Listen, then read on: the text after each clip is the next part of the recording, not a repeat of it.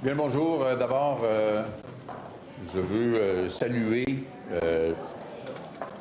le bout de carrière en environnement de Stephen Guilbeault. Je veux nous rappeler qu'il y a un peu plus de 20 ans, Patrick Bonnin, Stephen Guilbeault et moi étions des militants du mouvement environnemental. Donc, on aura beau avoir eu un certain nombre de désaccords avec des positions ou des projets ou des tentatives que Stephen a mis de l'avant. Je ne pense pas qu'on puisse douter de la sincérité de son engagement en matière d'environnement.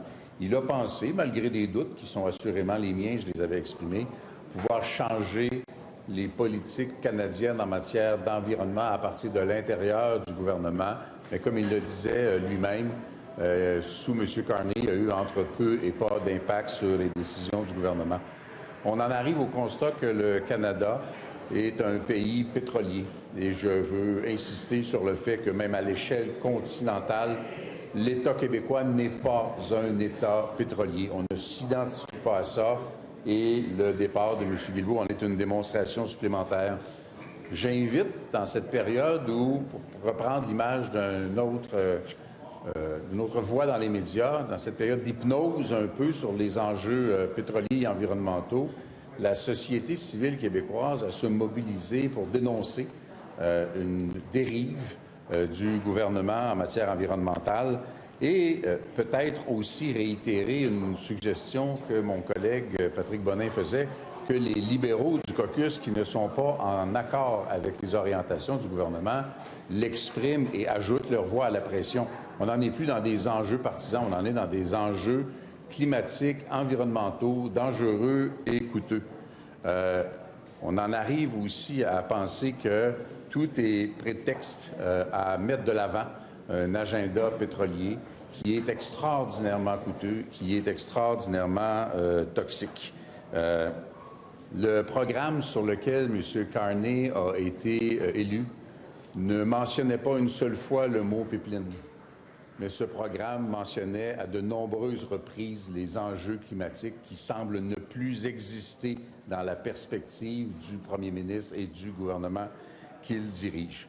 Donc, je l'invite aussi à reprendre connaissance et reprendre contact avec son propre mandat, parce que le départ de Stephen Guilbeault est extrêmement révélateur d'un malaise qui n'ira qu'en s'empirant au cours des prochains mois. On entend de plus en plus quelque chose qui n'est pas exactement flatteur, qui est le fait de se faire répéter par des gens qui l'ont vécu de proche que M. Carney est en train d'être résolument pire en termes environnementaux que M. Harper l'a été, ce qui, pour les écologistes, ne peut pas être pris comme étant un compliment. Voilà. Sur le 50% plus 1, qu'est-ce que vous répondez à ceux qui, comme M. Lewis, il y a quelques instants, disent la question de la majorité dans un référendum sur la souveraineté n'est pas à l'ordre du jour, donc c'est pas important? Bien, le premier ministre l'a mise à l'ordre du jour lui-même en référant au fait que c'était absolument pas assez clair. Moi, ça a soulevé beaucoup de questions. Ça va de... Une majorité, c'est 50% plus 1. Si une majorité, c'est pas 50% plus 1, bien, est-ce que son gouvernement est majoritaire? Si une majorité, c'est pas 50% plus 1, on annule le référendum de 1995 qui a été gagné par moins de 1% des votes. On pourrait multiplier les exemples. Le principe fondamental du droit à l'autodétermination, c'est que c'est la population concernée qui décide pour elle-même et aucune juridiction extérieure n'a le droit d'intervenir. Je mentionnais ce matin qu'il y a des gens qui sont en faveur de la souveraineté, il y a des gens qui sont en faveur de la souveraineté éventuellement, il y a des gens qui ne sont pas sûrs, puis il y a des gens qui sont résolument contre. Mais je suis convaincu que tous les Québécois, ou à peu près tous les Québécois, toute allégeance confondue, vont dire « Wow, on a le droit, nous, de décider ce que sera notre avenir et quelqu'un d'autre n'a pas le droit de rentrer chez nous et de dire « Nous allons vous imposer notre volonté du pays dominant qu'est le Canada ». Et je nous rappelle, en finissant, que l'Assemblée nationale a adopté à l'unanimité une motion qui réitère que c'est 50% plus 1 qui établit par nature même ce qu'est la majorité. Qu'est-ce que vous dites aux électeurs de Laurier-Sainte-Marie qui pourraient avoir l'opportunité d'envoyer un message au gouvernement sur ces questions-là? Bien, je leur dis, puisqu'ils ont été représentés par quelqu'un qui a déjà flirté avec l'idée de souveraineté et qui a profondément épousé l'idée d'environnement, que lors d'une éventuelle élection partielle, le Bloc québécois proposera quelqu'un qui va embrasser à la fois l'idée de souveraineté et l'idée d'environnement et de climat. Est-ce que vous avez essayé de recruter M. Guilbeault? Nous n'avons pas essayé de recruter M. Guilbeault. Il y a une espèce de respect, on dit, on se connaît, là, on se croise dans le corridor, puis on jase comme du monde qui se connaissent depuis des années. Je n'ai jamais eu l'impression que M. Guilbeault allait venir au Bloc québécois selon ce qu'on conçoit être la vision de sa propre carrière, de ses convictions.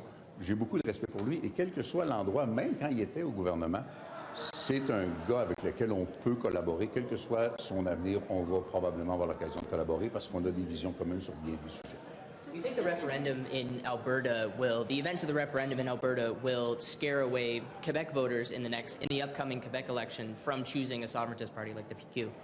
If the Prime Minister of Canada keeps telling people in Quebec that the choice is not theirs to make and that he will be the one to be the referee in this, I believe he will tell many Quebecers that they should indeed make their own decisions for themselves and by themselves. Just in English, what's your reaction to Stephen Guilbeault stepping down? We are not entirely surprised, I must say. We knew for a long time that Stephen was not very comfortable. Patrick and I have been active in the environmental organizations in the beginning of the 2000s, and we've known each other for all that time. I know Stephen pretty well, and he is the very and absolutely clear example that will be understood in Quebec, in Canada, and abroad, that the government of Canada has dropped the ball concerning climate and environment for the benefit of oil and gas industry, and that there will be a price to be paid. And the problem is that the price to be paid won't be paid by oil and gas industry. It will be paid by all Canadians, all Quebecers, and the whole world. Sur un autre sujet, M. Blanchet, est-ce que les gens de Gatineau pourraient avoir droit d'écouter des rassemblements publics pour les matchs du Canadien? Je serais très déçu si j'étais à Gatineau au moment où il y aura un match et que j'avais envie d'aller l'écouter avec plein de monde enthousiaste qui crie fort comme s'ils pensaient que les gars les entendent et de ne pas pouvoir le faire. Il y a une certaine étroitesse d'esprit puisque le sport est un moment de célébration, de joie, de gens qui sont ensemble. On lui dit, vous savez, nos règles commerciales, là, ben à Gatineau, vous ne pourrez pas écouter ça ensemble. Je pense qu'il pourrait y avoir des aménagements. Est-ce que le départ de M. Guilbeault dans Laurier-Sainte-Marie ouvre la porte au Bloc québécois, vous pensez? Excuse-moi? Est-ce que ça ouvre la porte au Bloc québécois pour reprendre ce ex-château fort bloquiste? La seule chose que je me suis dite et que j'ai partagée avec mes collègues, c'est que le Bloc québécois, pour des raisons de contenu et de sujet et d'historique, va être hautement compétitif dans Laurier-Sainte-Marie, que ce sera une tribune exceptionnelle pour ramener les valeurs progressistes du Bloc québécois, les valeurs environnementales que le Bloc québécois partage avec Stephen Guilbeault et la nécessité pour les Québécois qui se le sont fait dire dans les dernières heures de se remettre à penser que c'est à eux de prendre leurs propres décisions pour leur propre avenir. Je suis sûr que le CEP serait fier. Donc, vous voyez ça un petit peu comme une occasion d'un tremplin. Un tremplin pour des idées, mais un tremplin qui pourrait faire rebondir un député à la Chambre des communes du Canada. Sur C22, excusez-moi de vous amener là-dessus, l'accès légal, les compagnies technologiques menacent de quitter le Canada à cause d'un projet de loi qui permet, selon elles, d'ouvrir des portes dérobées dans les téléphones, dans les applications. Le ministre vient de dire c'est pas vrai, ça n'existe pas, c'est impossible. C'est quoi la position du Bloc québécois là-dessus? J'ai entendu tellement d'éléments contradictoires dans ce dossier-là que nous, on est encore en train de réfléchir, de poser des questions. Claude est là-dedans, Claude de Bellefeuille est là-dedans beaucoup. Je suis très réfractaire aux menaces formulées par les entreprises en général. On l'a vu dans les dernières années, en particulier dans le domaine des technologies, des communications, des arts et de la culture et du divertissement. C'est d'abord des menaces, puis après ça, on dit, pouvez-vous être raisonnable, puis venez vous asseoir à la table en gens sérieux, et je pense que ça sera le cas aussi. Maintenant, il y a de véritables enjeux de sécurité, d'éthique, de protection des données personnelles qui demandent qu'on continue à travailler, réfléchir et poser des questions.